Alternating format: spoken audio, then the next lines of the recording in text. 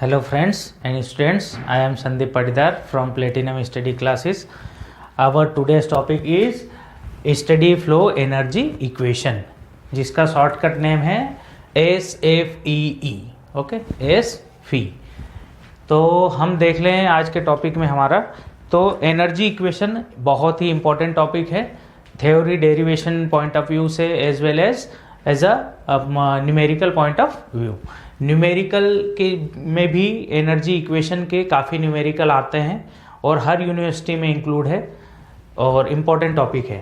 तो study flow energy equation को हम first law of thermodynamics for open system भी बोलते हैं, है ना. जैसे क्लोज सिस्टम है, first law of thermodynamics for close system for cycle and for process dq equals to du plus dw and for cycle summation w will be equals to summation q.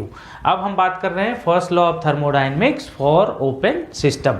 तो कभी कभी अगर question कभी ऐसे भी आ जाता है कि derive an equation for first law of thermodynamics for open system, तो तब भी आप क्या कहेंगे SFEE, है ना. First law of thermodynamics for open system लिख दूंगा मैं लास्ट में. एजम्पशंस सबसे पहले हम देख लें कि इसके एजम्पशंस कौन कौन से हैं. तो assumptions of steady flow energy equation, first assumption जो है वो है flow is steady which means the rate of change of properties with respect to time is zero. मतलब प्रॉपर्टी का टाइम के साथ चेंज नहीं होना चाहिए, तभी हम बोलते हैं कि फ्लो इज स्टडी. ये एक एजम्पशन है. तो मैं इसको लिख दूं, मतलब आपको ऐसा बोल रखा है कि D property divided by D time will be zero. इसका मतलब क्या है? इसका मतलब है property equals to constant. Property क्या होगी? कांस्टेंट होगी. Property is constant. प्रॉपर्टी कौन सी? जैसे कि pressure, temperature, density, viscosity, thermal conductivity, kinetic energy, potential energy, internal energy, electric discharge, magnetism, ये सारी प्रॉपर्टीज है. तो हम इनमें से ऐसा लिख सकते हैं कि डी जैसे प्रेशर हो गया dp divided by D time equals to zero, है ना. D temperature divided by D time is zero. बिल्कुल ऐसे ही लिख सकते हैं. dV volume divided by D time equals to zero. Something आप ऐसे लिख सकते हैं. ये सारी प्रॉपर्टीज जो है वो कांस्टेंट होंगी. Pressure, temperature, volume, density, D rho हम लिख सकते हैं वैसे. D kinetic energy with respect to time will be zero. Okay, velocity में चेंज हो सकता है, प्रॉपर्टीज़ हैं, लेकिन देखते हैं. ये एजम्पशन है. स्टडी फ्लो का मतलब है rate of change of property with respect to time change नहीं होना चाहिए. जैसे कि अभी अगर प्रेशर मान लो 2.5 बार है इस सिस्टम के अंदर, ये आपको एक स्टडी फ्लो ओपन सिस्टम दिख रहा है. देखिए इसमें मास एंटर भी कर रहा है, मास लिविंग भी हो रहा है. तो इनलेट पे प्रॉपर्टी है pressure, temperature, internal energy, H1 C1 something, है ना. प्रॉपर्टीज चेंज नहीं होंगी. मतलब इनलेट पे जो प्रॉपर्टी है वो कंटिन्यूअस वही प्रॉपर्टी रहेंगी, आउटलेट पे जो प्रॉपर्टी है वो कंटिन्यूअस वही प्रॉपर्टी रहेंगी, है ना. तो D you divided by D time will be zero something. ये सारी प्रॉपर्टीज है, ठीक है. दूसरा एजम्पशन क्या है? Also the heat and work interaction between study flow system and its surrounding do not change with time. Time के साथ वर्क एंड हीट का जो इंटरेक्शन है वो चेंज नहीं होना चाहिए. इसका मतलब क्या है? Heat and work interaction between study flow system and its surrounding do not change with time. इसका मतलब है dQ divided by D time will be zero. इसका मतलब क्या है? इसका मतलब Q कांस्टेंट है, लेकिन आप इसको समझने की कोशिश करिएगा मैं क्या बता रहा हूं. dw divided by D time will be 0। ये है इसका मीनिंग। आप अगर समझेंगे, मैं क्रॉस हमेशा डी के साथ लगाता हूं, है ना। इसका मीनिंग अगर आप समझेंगे तो जैसे अगर कोई सिस्टम है, जैसे कोई सिस्टम है, इस सिस्टम में सपोज हीट इन हो रही है, सपोज इसके अंदर हीट इन हो रही है, दैट इज 1000 किलो जूल पर सेकेंड, 1000 किलो जूल पर सेकेंड। और जो हीट रिजेक्शन हो रही है दैट इज 200 किलो जूल पर सेकेंड। तो ओवरऑल हीट का इंटरेक्शन कितना है? ओवरऑल हीट इंटरेक्शन कितना है? Q ओवरऑल आपको कितना मिला? 800 किलो जूल पर सेकेंड। इसका मतलब क्या है?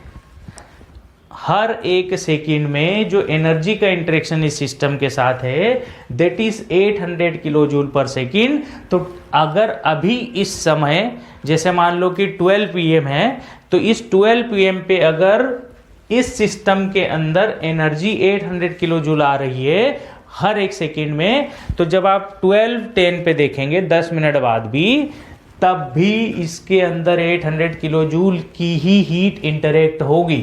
मतलब जितनी आए और जाए ओवरऑल जो आपको हीट का इंटरेक्शन है that will B 800 kilo joule पर सेकेंड। इसका मतलब ये है कंटिन्यूअस इसके सिस्टम के अंदर कितनी हीट आ रही है, हो सकता है सिस्टम से हीट लीक हो भी, तो कुछ हीट अगर रिजेक्ट हो जाती है तो ओवरऑल हीट का जो इंटरेक्शन है वो टाइम के साथ चेंज नहीं होगा। इस सेंटेंस का मीनिंग आप समझने की कोशिश करें। प्रॉपर्टीज कांस्टेंट, ऐसा नहीं है बोलेंगे कि क्यू कांस्टेंट है, इसका जो इंटरेक्शन सिस्टम के साथ है वो कांस्टेंट है, टाइम के साथ चेंज नहीं होगा। दूसरा देखिए वर्क, तो बिल्कुल सेम चीज, वर्क का इंटरेक्शन भी उसी तरीके से है। जैसे मान लो कोई सिस्टम ओवरऑल वर्क अगर 600 किलो जूल पर सेकेंड का वर्क प्रोड्यूस कर रहा है, वर्क नहीं इसको रेट बोल देंगे, ये क्यू रेट है ना, हीट का इंटरेक्शन क्यू रेट, डॉट लगा दिया है ना पर यूनिट टाइम। तो वर्क फ्लो यानी कि पावर, अगर कोई सिस्टम 10 किलोवाट पावर प्रोड्यूस कर रहा है, यानी कि 10 किलो जूल पर सेकेंड पावर प्रोड्यूस कर रहा है इस समय, तो 5 मिनट बाद भी 10 किलो जूल पर सेकेंड की ही पावर प्रोड्यूस करनी चाहिए। उसको हम बोलेंगे कि interaction between system and its surrounding do not change with time. Third देख लें, there is no accumulation of mass within the control volume. There is no accumulation of mass, इसका मतलब क्या है? There is no accumulation of mass का मतलब है summation m dot there is no accumulation of mass, मतलब system के अंदर मास का एक्यूमुलेशन नहीं होगा, जितना मास आएगा उतना मास चले जाएगा। तो summation m dot in equals to summation m dot out, है ना। इसका मीनिंग ये है। अच्छा, कोई अगर कहे कि सर ये तो सिंपल सी बात है, आएगा उतना जाएगा, समेशन क्यों लगाया? समेशन का मतलब है हो सकता है कि मल्टीपल स्ट्रीम्स हो, एक मास यहां से आ रहा है, एक मास इधर से आ रहा है और निकल रहा है एक ही स्ट्रीम, या निकल रही है 3 स्ट्रीम।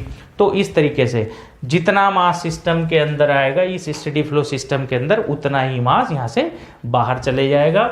देखिए ये एक ओपन सिस्टम है, इस ओपन सिस्टम में जब आप इनलेट की प्रॉपर्टी देखते हैं, pressure, temperature, internal energy U1, enthalpy and C1, exit पे जब आप देखते हैं तो प्रॉपर्टी हो जाती हैं P2, T2, U2, S2 something properties है, ठीक। अब क्या है कि जब स्टडी सिस्टम से जब फ्लूइड निकलेगा, तो ये मैंने एक एग्जांपल के तौर पे एक टरबाइन लगा दी यहाँ पर, टरबाइन और एनी इंजीनियरिंग डिवाइसेस, कोई भी इंजीनियरिंग डिवाइसेस हो सकता है। जब ये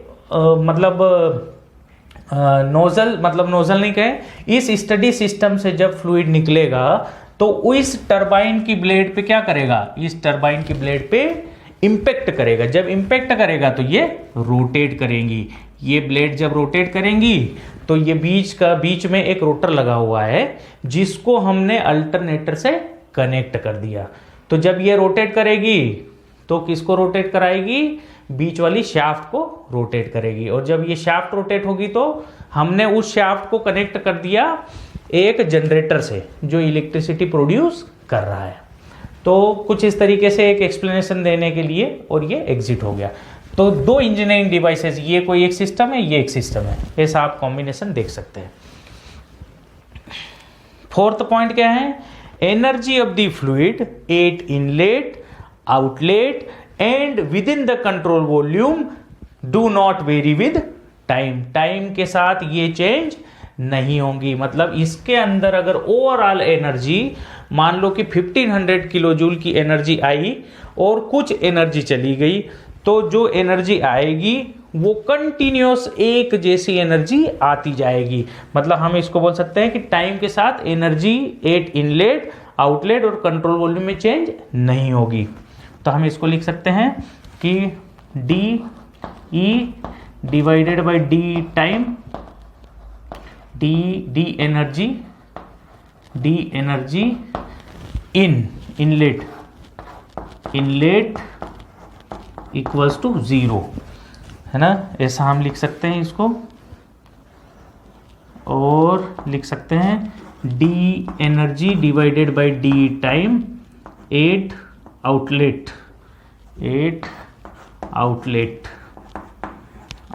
विल बी 0। तीसरा हम लिख सकते हैं within the control volume, तो D energy divided by D time control volume CV equals to 0। Time के साथ चेंज नहीं होगा। अगर इस समय इसके अंदर एनर्जी, जो टोटल एनर्जी है, E क्या है? टोटल एनर्जी, E क्या है? एनर्जी को हम दिखाते हैं E से, ठीक है। इस समय अगर सिस्टम के अंदर 1500 किलो जूल पर सेकेंड अगर एनर्जी आ रही है, तो वो कंटिन्यूअस उतनी एनर्जी सिस्टम के अंदर आती जाएगी। क्लियर है? वो चेंज नहीं होगी, चाहे इनलेट हो चाहे आउटलेट हो। इस पॉइंट का मीनिंग ये है। और सबसे लास्ट वाला जो एक पॉइंट है वो है for steady flow system there is no accumulation of energy within the control volume. मतलब एनर्जी का भी एक्यूमुलेशन इसके अंदर नहीं होगा। मतलब जितनी एनर्जी इसमें आएगी उतनी ही एनर्जी इससे बाहर चली जाएगी। इसके अंदर अगर कोई कंट्रोल वॉल्यूम में पहले से अगर कोई एनर्जी है तो वो एनर्जी इसके अंदर मेंटेन रहेगी, हम ये बोल सकते हैं। जैसे मान लो अभी इस सिस्टम के अंदर 200 किलो जूल की एनर्जी अवेलेबल है। अब सिस्टम के अंदर कितनी भी एनर्जी आए, लेकिन सिस्टम से जब निकलेगी तो जितनी एनर्जी आ रही है उतनी ही एनर्जी चली जाएगी। सिस्टम के अंदर हमेशा एक वैल्यू बनी रहेगी जो स्टार्टिंग में थी। तो इसका मीनिंग यही है कि there is no accumulation of energy, extra accumulate नहीं होगी। ऐसा नहीं है कि 200 किलो जूल की एनर्जी इसके अंदर थी और थोड़ी देर बाद इसकी एनर्जी 300 किलो जूल हो गई, 400 हो गई, 300 हो गई, 150 हो गई, 100 हो गई। नहीं, इसके अंदर कंटिन्यूस 200 होगा, तभी तो जितनी एनर्जी आएगी उतनी एनर्जी आउटलेट पे मानेंगे। अगर ये कंट्रोल वॉल्यूम की एनर्जी चेंज होगी, इसका मतलब इन और आउट में चेंज हो गया। तो इसको मैं लिख सकता हूं, सबसे लास्ट और इंपॉर्टेंट एजम्पशन है कि there is no accumulation of energy within the control volume. और इसी पे हम इस स्टडी फ्लो एनर्जी इक्वेशन को डिराइव करेंगे। तो जल्दी से लिख देता हूं, इसका मीनिंग क्या है? Energy in equals to energy out, energy in equals to energy out.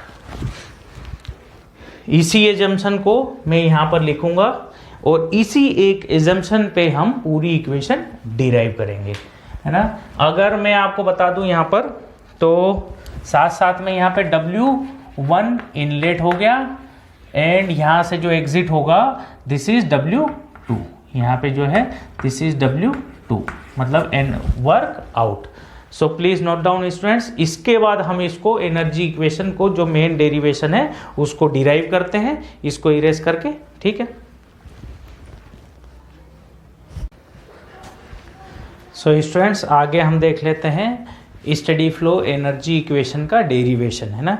हमने लास्ट एजम्पशन पढ़ा था कि there is no accumulation of the energy within the control volume, that means energy at the inlet will be equals to energy at the outlet. Time के साथ energy का कोई variation inlet और outlet पर नहीं आएगा, और इसी एक एजम्पशन पे हम पूरी इक्वेशन डिराइव करेंगे। तो देख लें हम, energy in equals to energy out. Energy कौन कौन सी हो सकती है? Kinetic energy, potential energy, internal energy and heat and work. तो वहीं लिखता हूं, एनर्जी इन में लिखूंगा काइनेटिक एनर्जी है ना, प्लस पोटेंशियल एनर्जी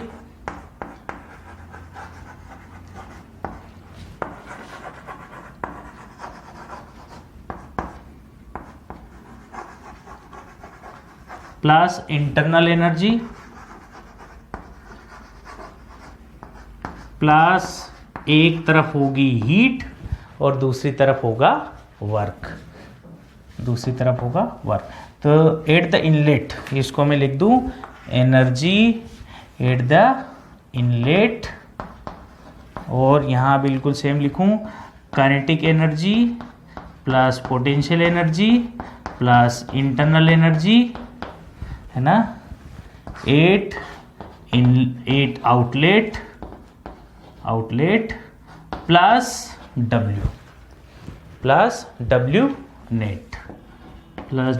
नेट ये होगी। इसको यहाँ फुल फॉर्म लिख दिया, यहाँ जो है शॉर्ट फॉर्म लिख दिया। तो हम बोल रहे इसको कि ये 1 पॉइंट पे इनलेट हो गया और 2 पॉइंट पे आउटलेट हो गया। काइनेटिक एनर्जी को किससे दिखाते हैं? काइनेटिक एनर्जी की equation half M V square, मतलब हाफ सी स्क्वायर वेलोसिटी से हम दिखाते हैं ना। तो half M C one square plus potential energy M G Z one या M G H plus internal energy U1 है ना, U1 plus heat denoted by Q and that will be equals to outlet पे kinetic energy क्या होगी? Half M C2 square, C1 and C2 is the velocity at the inlet, velocity at the outlet है ना, plus mg Z2 plus W net. ये होगी एक basic equation. यहाँ पर देखिए कौन कौन सी क्या स्पेसिफिक टर्म्स हैं। यहाँ पे U जो है इसको हम इंटरनल एनर्जी बोल रहे हैं, that is equals to m into small u1। Small u1 is the specific internal energy. Okay, तो दिस इज इक्वेशन 1, इसको मैंने कह दिया इक्वेशन 1। अच्छा, एक और चीज, यहाँ पे Q को हम लिख सकते हैं that is m into small q। ठीक है, कुछ सिंबल्स के बारे में मैं यहाँ पर लिख देता हूँ, है ना। m क्या है? मास। m क्या है? मास। C1 क्या है? C क्या है? C1 and C2 velocity, velocities eight the inlet and outlet. Z1 and Z2 elevation height, elevation height. एक एक करके सारी चीजें हम डीप में पढ़ेंगे। U इज द, अच्छा U इज द, U क्या है? Internal energy, internal energy, U is the internal energy. और स्मॉल u क्या है? That is capital U D पर यूनिट मास, स्पेसिफिक इंटरनल एनर्जी। इसको हम बोलते हैं, स्मॉल u को बोलते हैं स्पेसिफिक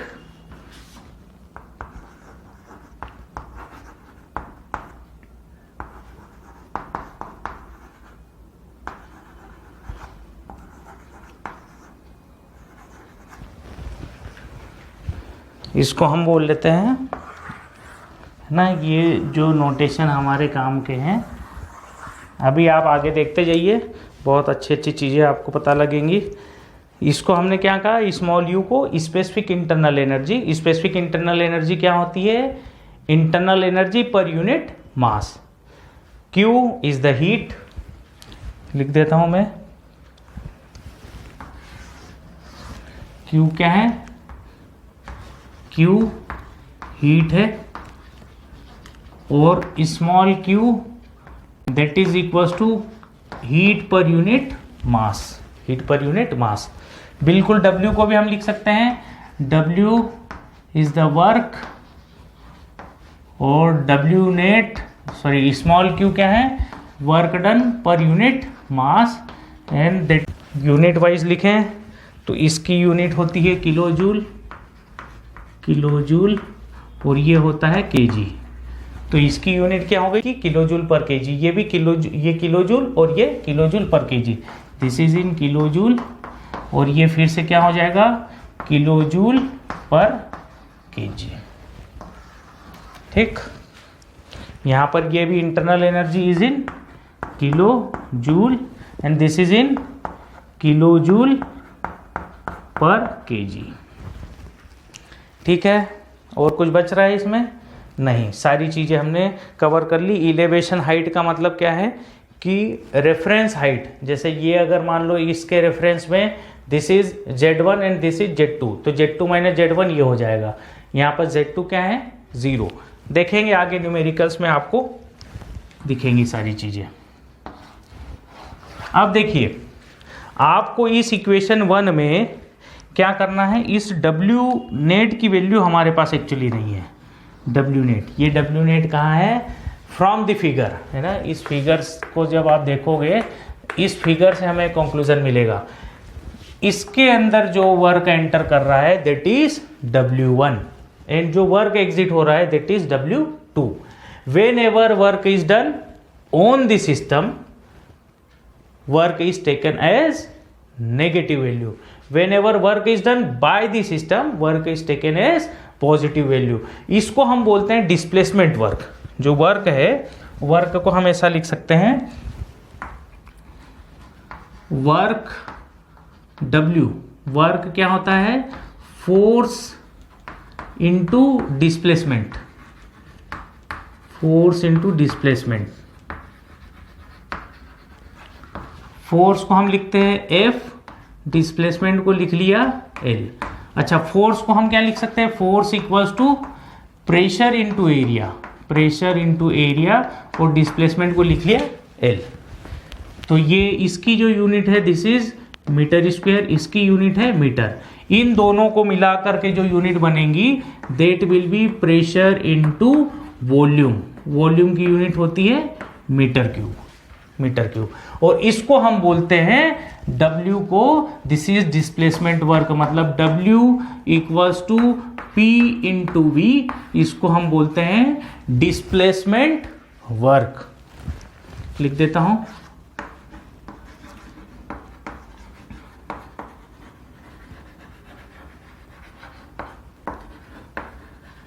डिस्प्लेसमेंट वर्क। ठीक, अरे इसका यूज कहाँ होना है अभी मैं आपको बताता हूं। जो W नेट है, W net that will be what? W net will be entry displacement work W1 and exit displacement work W2 and work within the control volume। ये लिखा है WCV, यही लिख देता हूं।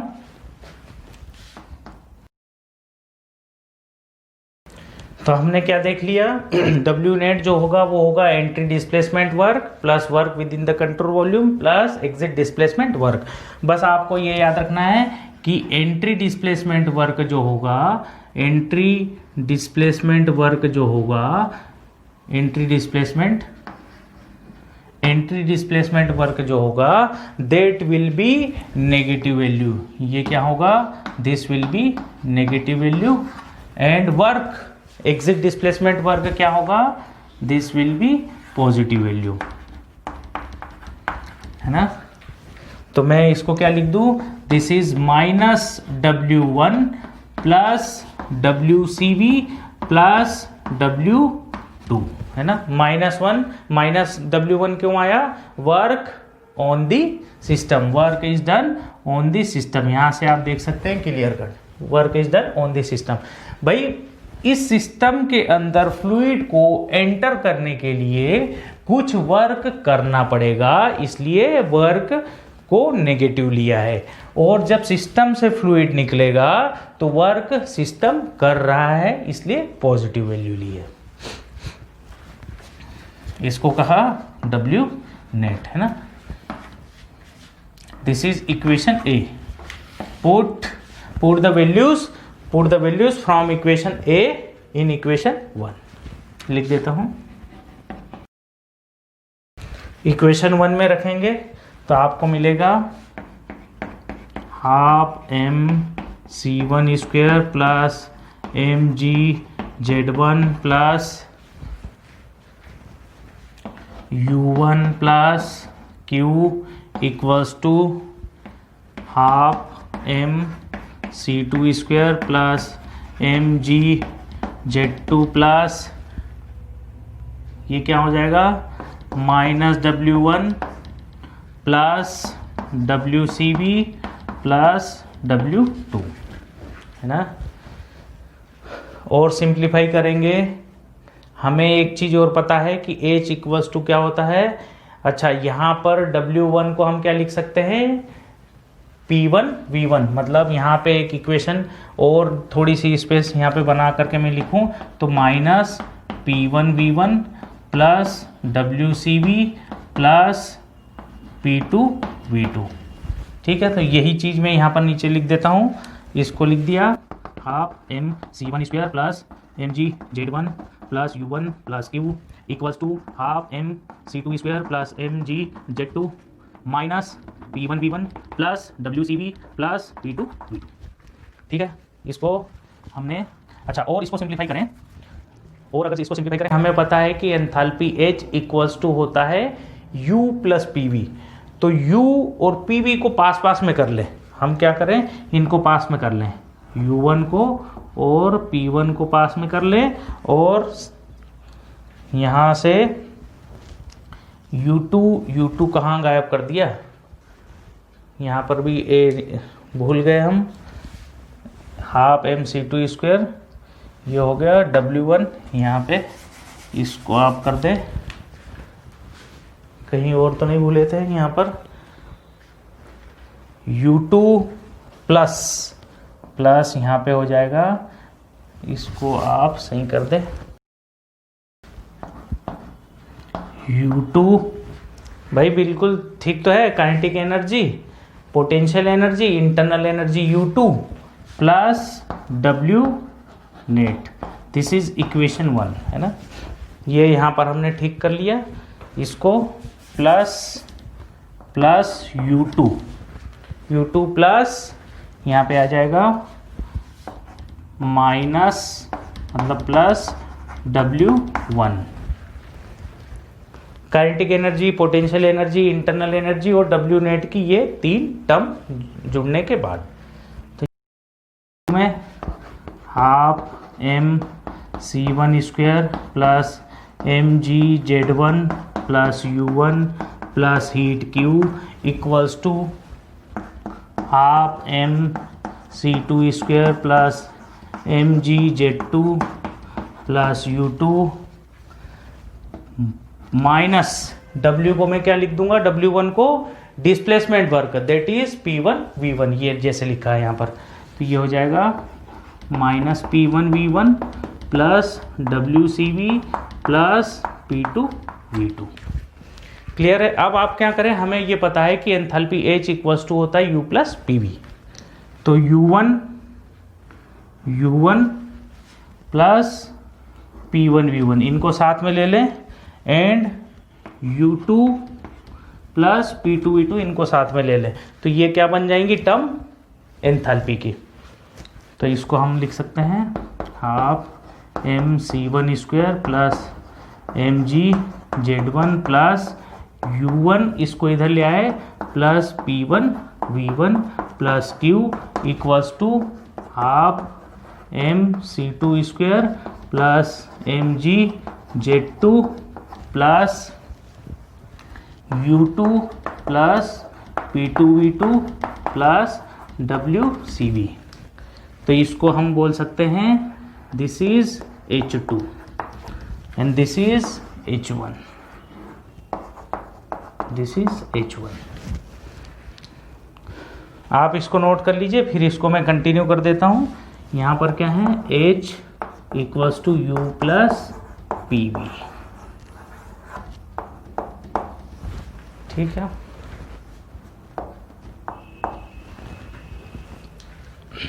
नोट करिए, फिर इसको कंटिन्यू कर देता हूं। यहां से देखिए, इस इक्वेशन को कंटिन्यू करें अगर हम, तो लिखेंगे half mc1 square kinetic energy at the inlet, mgz1 potential energy at the inlet, और हो जाएगा ये H1। तो हम इसको लिखते हैं H1, है ना, प्लस Q इक्वल्स टू, यहाँ पे लिख दूँ मैं H2 डायरेक्ट, सबसे पहले H2 plus half mc2 square plus mgz2 plus WCV, है ना। तो अब तक इसको, अब हम बोलते हैं इसको इक्वेशन 2।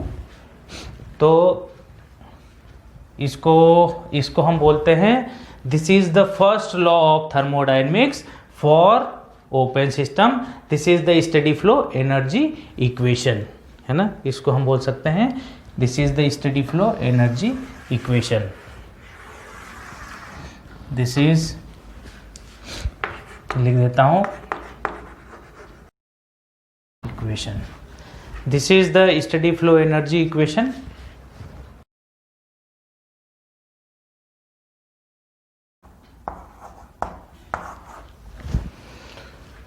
देखो हमने क्या लिखा, this is the steady flow energy equation. ये स्टडी फ्लो एनर्जी इक्वेशन है। H1 plus half C1 square मतलब enthalpy, kinetic energy, potential energy and heat at inlet, enthalpy, kinetic energy, potential energy, work at outlet. अगर कोई student ऐसा सोच रहा हो कि एक तरफ सर हमने हीट लिखा, दूसरी तरफ वर्क लिखा, सिंपल सी बात है, अगर आपको किसी सिस्टम से वर्क चाहिए तो आपको हीट देना पड़ेगी, और अगर कोई सिस्टम वर्क प्रोड्यूस कर रहा है तो QW विल बी पॉजिटिव। अगर कोई सिस्टम वर्क कंज्यूम करता है, जैसे वर्क की वैल्यू पॉजिटिव कब होगी, जब सिस्टम वर्क प्रोड्यूस करे। जैसे इंजन है, इंजन वर्क प्रोड्यूस करता है। अब अगर हम बात करें कि कंप्रेसर, तो कंप्रेसर वर्क को कंज्यूम करता है, इसलिए यहाँ पे क्या हो जाएगा, माइनस साइन। और Q की वैल्यू क्या होगी, अगर सिस्टम में हीट आ रही है तो पॉजिटिव, जा रही है तो नेगेटिव। ठीक, तो लिखा है this is the steady flow energy, this is the steady flow energy equation, और equation for first law of thermodynamics for open system, ये भी हम बोल सकते हैं। And it is based only one assumption that flow is steady, and this equation is valid for both reversible and irreversible processes. तो कभी कभी ऐसे ऑब्जेक्टिव क्वेश्चन में पूछ लेता है कि SFE valid for reversible process, irreversible process valid for both. तो आपके पास आंसर होना चाहिए कि SFE is valid for both, है ना।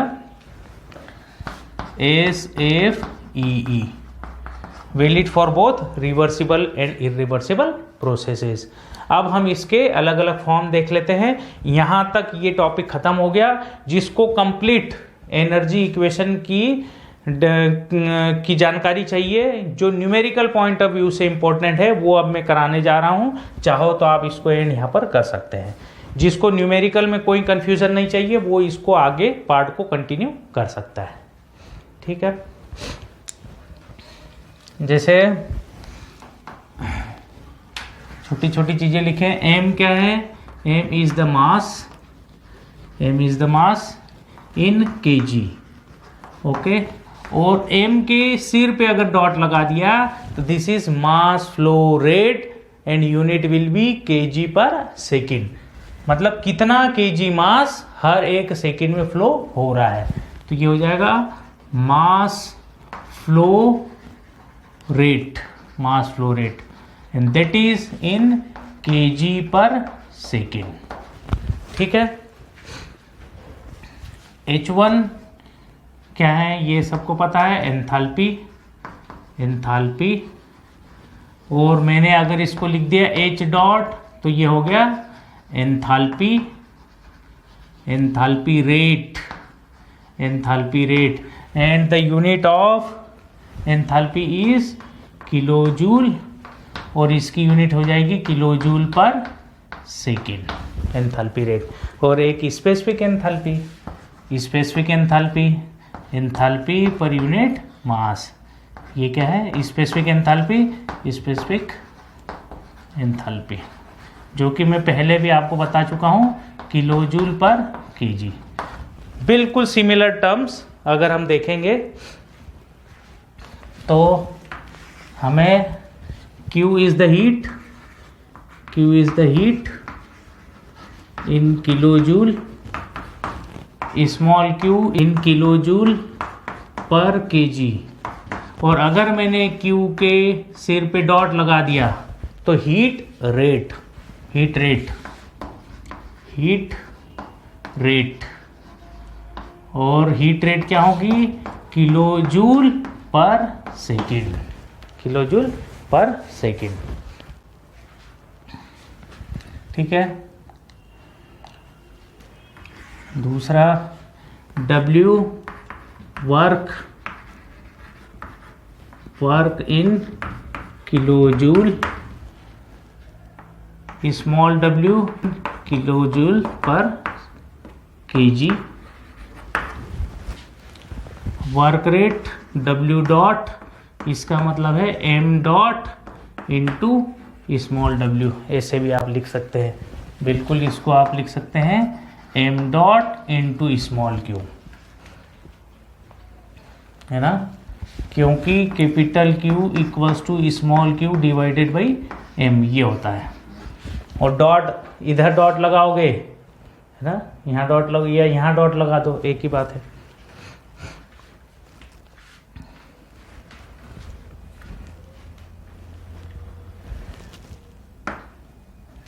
ये क्या है, वर्क रेट, वर्क रेट यानी कि क्या, kind of power. Work rate का मतलब क्या है, पावर। और पावर किस में होती है, किलोजूल पर सेकेंड में। ये नोटेशन है, जो बच्चा कंफ्यूज होता है उसके लिए मैंने बताया। m is the mass, m के ऊपर डॉट लगा दिया यानी mass flow rate kg per second. h is the enthalpy in kilojoule, small h is the enthalpy per unit mass, मतलब specific enthalpy that is in kilojoule per kg। अगर enthalpy के सिर पे डॉट लगा दिया तो ये क्या है, एंथैल्पी रेट यानी किलोजूल पर सेकेंड, रेट यानी पर यूनिट टाइम। बिल्कुल सिमिलर चीज हीट, इस हीट रेट यानी कि हीट पर यूनिट टाइम, कि कितने टाइम में कितनी हीट फ्लो हो रही है। देखो इन तीनों का मीनिंग समझाता हूं। हीट किलोजूल, जैसे 1000 किलोजूल, यहां है 1000 किलोजूल पर केजी, मतलब एक केजी के अंदर 1000 किलोजूल की एनर्जी अवेलेबल है। 1000 किलोजूल पर सेकेंड मतलब हर एक सेकेंड में 1000 किलोजूल की हीट आ रही है, ये जा रही है। बिल्कुल सिमिलर इस तरीके से आप देख सकते हैं। तो इसको आप चाहो तो नोट कर लो, फिर उसके बाद जो है हम इसको कंटिन्यू कर, मैं इसको कंटिन्यू कर देता हूं। Various forms of steady flow energy equation, note करिए। तो देख लें हम फर्स्ट लॉ ऑफ थर्मोडायनेमिक्स, मतलब ओपन सिस्टम का, SFEE on the basis of steady flow energy equation on the basis और वेरियस फॉर्म्स, है ना। तो पहला है per unit mass basis,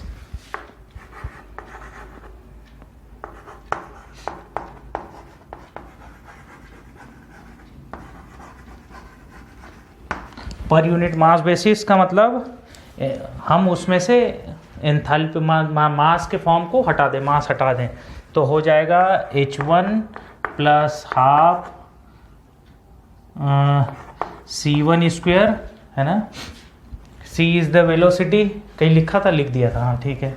half m C1 square, C is the velocity, C क्या है, इज द वेलोसिटी।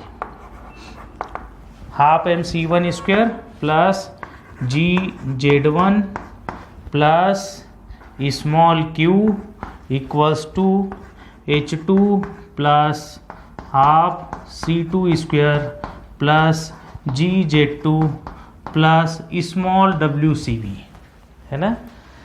अगर आप इसको बाय यूनिट देखेंगे तो this is in kilo joule पर KG.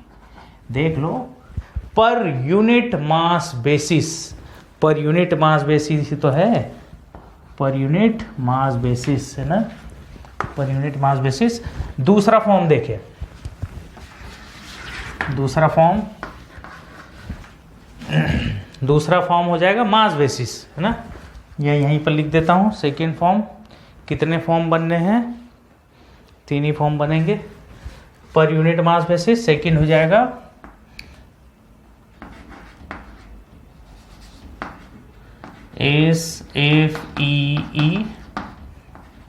SFEE on mass basis,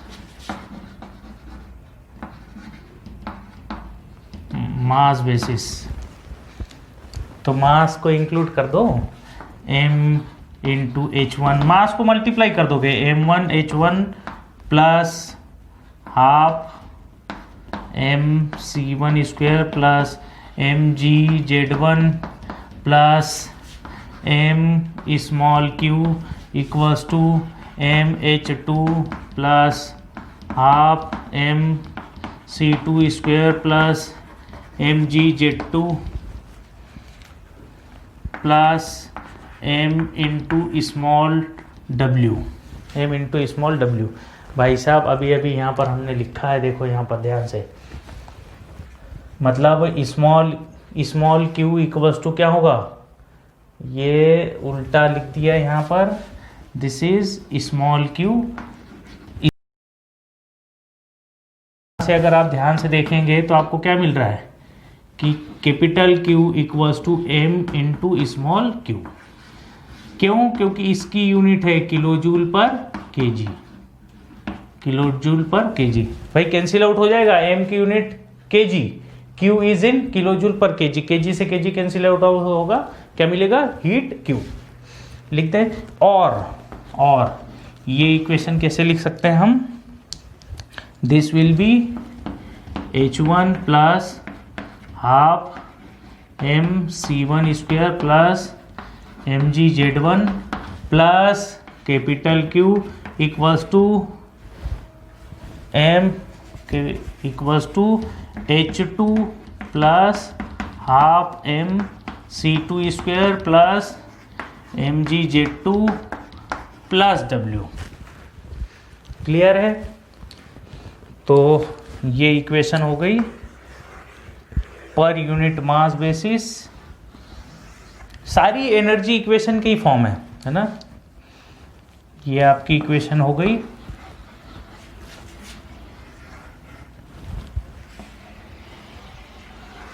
ये आपकी इक्वेशन हो गई सेकेंड। थर्ड जो है वो क्या है,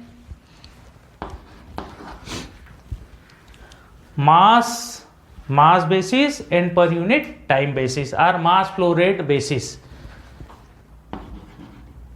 SFEE।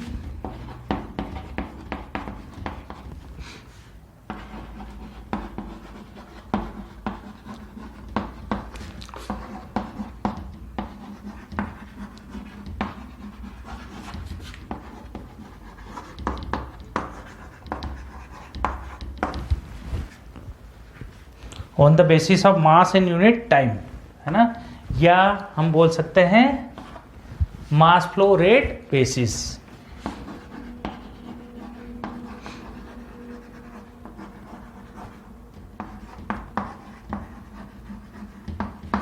देखें जल्दी से, इसी इक्वेशन में हम इसको यहां से खाली डॉट लगा दें। क्या है ये देखो, SFE ऑन मास बेसिस, और ये क्या है, mass and unit time basis. तो मास भी आ जाएगा, पर यूनिट टाइम भी आ जाएगा। तो इसी इक्वेशन में MH1, तो यहाँ पे डॉट लग जाएगा, बस ये डॉट लग जाएंगे।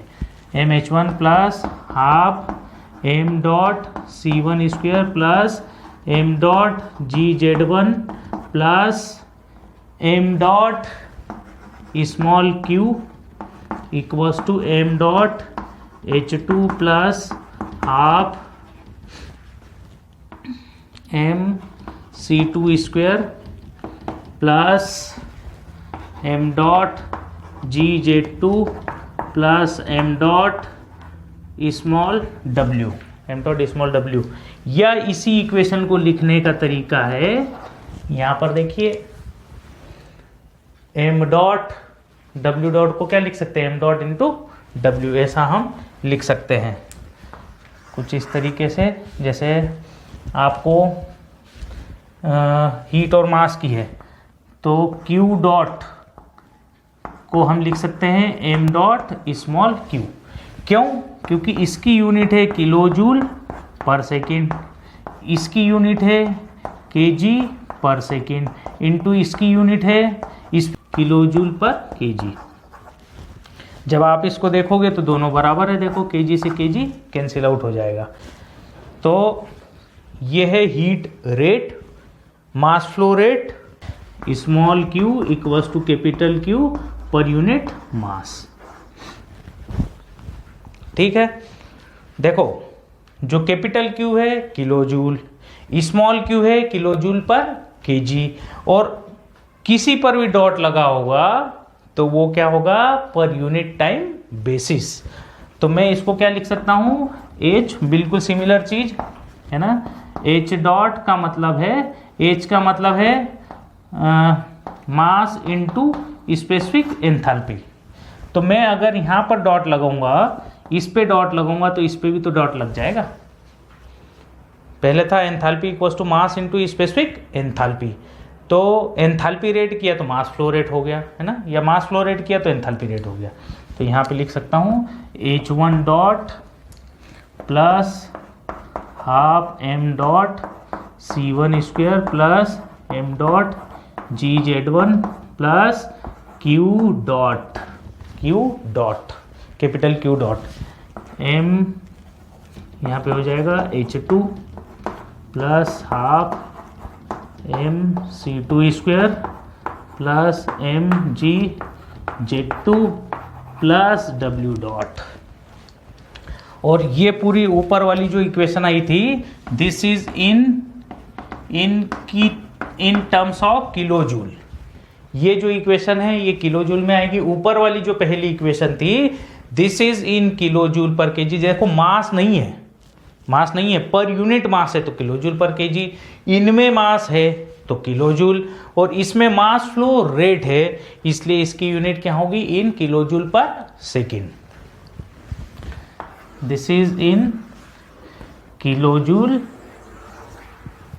This is in kilo joule पर सेकेंड।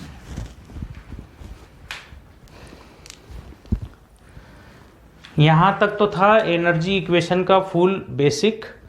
इसके अलावा छोटी छोटी चीज़ें और हैं जो मेरे को आपको बतानी है कि एरिया अगर हमें निकालना है तो कैसे निकालेंगे। जैसे कई बार को एग्ज़ाम में आ जाता है ना, मतलब न्यूमेरिकल जब पूछता है तो पूछ लेता है कि find out the diameter of the turbine outlet and inlet, diameter of the nozzle eight inlet and outlet. तो आपको डायामीटर कैसे फाइंड आउट करना है, उसकी इक्वेशन है वो कंटिन्यूटी इक्वेशन से निकालते हैं। तो नेक्स्ट लेक्चर में जब हम न्यूमेरिकल कवर करेंगे तो उन सारी चीज़ों को हम वहाँ पर कवर कर लेंगे।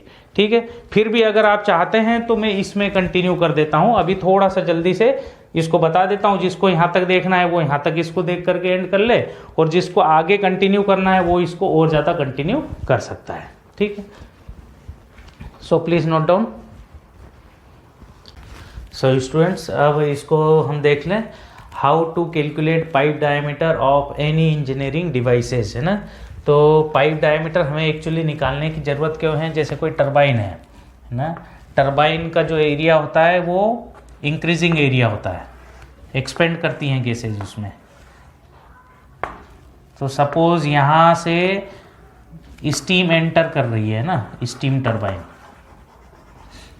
टरबाइन ये वर्क प्रोड्यूस करेगा, और यहाँ से सपोज एग्जॉस्ट हो रहा है ना, यहाँ से एग्जॉस्ट हो रहा है, तो this is diameter D1, this is diameter D2, exit है ना। तो इन डायमीटर्स की वैल्यू हमें फाइंड आउट करना है। How to calculate pipe diameter of any engineering devices, किसी भी इंजीनियरिंग डिवाइसेस का D1 और D2 डायमीटर कैसे फाइंड आउट करेंगे। तो हमें पता है डेंसिटी इक्वल्स टू होता है मास डिवाइडेड बाई वॉल्यूम, है ना, मास divided by volume, mass divided by volume. अगर मैं इसको दोनों तरफ डॉट लगा दूं तो कोई दिक्कत नहीं है, मास डिवाइड बाय वॉल्यूम, और इसके सिर पे भी डॉट लगा दिया और इसके सिर पे भी dot. This is in kg, this is in metre cube, this is in kg per second and this is in metre cube per second. Volume, volume flow rate, mass flow rate, volume flow rate. आपको क्या चाहिए, mass flow rate continuity equation आपको चाहिए, ये मान करके चलिए। तो mass flow rate equals to density into volume flow rate. ठीक, अब हम अगर वॉल्यूम फ्लो रेट की बात करें तो volume flow rate, volume flow rate मतलब मीटर क्यूब पर सेकेंड। इसको दो पार्ट में मैं ब्रेक कर दूं, metre square into metre per second कर सकता हूं मैं। मीटर क्यूब पर सेकेंड को दो पार्ट में डिवाइड कर दिया, metre square into metre per second. Metre square is the unit of area, this is the unit of area and this is the unit of velocity, this is unit of velocity. तो अगर मैं इस हिसाब से इसको क्या लिख सकता हूं, एरिया इंटू वेलोसिटी। वेलोसिटी किससे डिनोट करी है मैंने, C से। तो मैं इसको लिख सकता हूं mass flow rate equals to density into volume flow rate को क्या लिख दूं, area into velocity, area into velocity. ठीक है, तो इसको कंटिन्यूटी इक्वेशन भी बोलते हैं। Mass flow rate equals to ρ1 A1 C1 equals to ρ2 A2 C2। आपको अगर मास फ्लो रेट दिया होगा और वेलोसिटी एट द इनलेट पता है, डेंसिटी एट द इनलेट पता है, तो आप डायमीटर निकाल सकते हैं। एरिया A1 क्या होगा, π/4 D1 स्क्वायर, है ना, diameter of the pipe, diameter of pipe eight inlet. कुछ इस तरीके से यहां से आप निकाल सकते हैं, बाकी तो न्यूमेरिकल में हम करेंगे ही, है ना। दूसरी एक और चीज आप देखें, डेंसिटी इक्वल्स टू क्या होता है, mass divided by volume. Density equals to mass divided by volume. इसको मैं ऐसा लिख सकता हूँ 1 divided by volume per unit mass लिख सकता हूँ। एम को रोटेट करके नीचे ले आया, और वॉल्यूम पर यूनिट मास क्या है, volume per unit mass is specific volume. तो मैं इसीलिए डेंसिटी को 1 divided by specific volume small v भी लिख सकता हूं।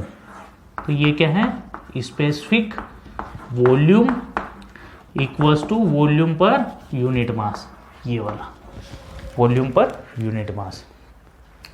ठीक है, तो यहां से हम जैसे मान लो आपको डायमीटर इनलेट निकालना है, मास फ्लो रेट में वैल्यू रख दे, यही मास फ्लो रेट आउटलेट पे भी सेम होगा। ठीक है, दूसरी एक चीज, ये तो हो गया इक्वेशन। जब आपको डेंसिटी की वैल्यू एट द इनलेट या एग्जिट पे दे ही होगी, तब आप ρ1 को, जब भी आपको डेंसिटी की वैल्यू दी होगी तब आपको मास फ्लो रेट की इक्वेशन में इसको रखना है। दूसरा, अगर डेंसिटी नहीं भी दी है तो स्पेसिफिक वॉल्यूम अगर दिया होगा तब भी आपको ये वैल्यू रखना पड़ेगी। कहने का मतलब है कि ρ1 को मैं लिख सकता हूं 1 divided by specific volume V1।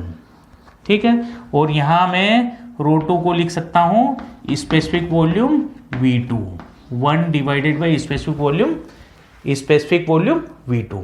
ठीक है, ये इक्वेशन है ना, this is for compressible fluid, है ना। अगर कोई फ्लूइड कंप्रेसिबल है तभी तो डेंसिटी चेंज हो रही है ना। तो चलो, अगर आपको